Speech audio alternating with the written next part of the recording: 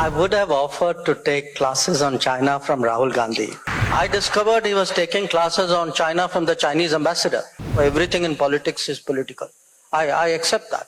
On certain issues, we have a collective responsibility to at least behave in a way in which we do not weaken our collective position.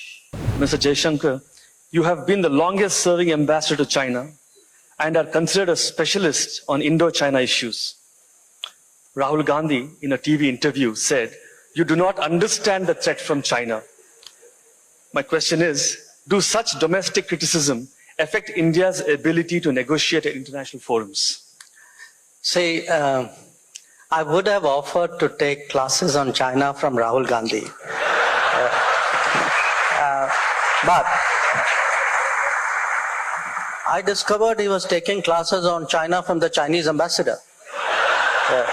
So I asked myself, I may as well go to the original source and talk to them. There is a lot.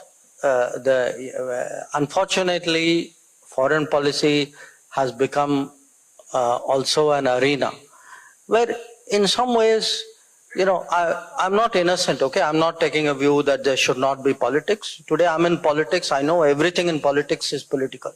I accept that. But I think on certain issues, we have a collective responsibility to at least behave in a way in which we do not weaken our collective position abroad, okay? To do what we have seen in the last 3 years on China, because often very misleading narratives are put. There are misrepresentations.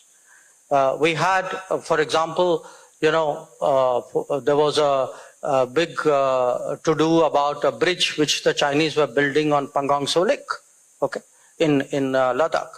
Now the reality, it was made out as though, see, you lost territory and they're building a bridge. No, the reality was that particular area, first the Chinese came in 1959 and then they occupied it in 1962. But that's not the way it was put across. This happened in case of some of the so-called model villages as well, that they were built on areas which we lost in 62 or before 62. Now, I don't believe, you will very rarely hear me say, in 1962 that shouldn't have happened, or you are wrong, or you are responsible. I mean, what has happened has happened. It's our collective, I would say, failure or responsibility. I do not attribute necessarily a political coloring to it.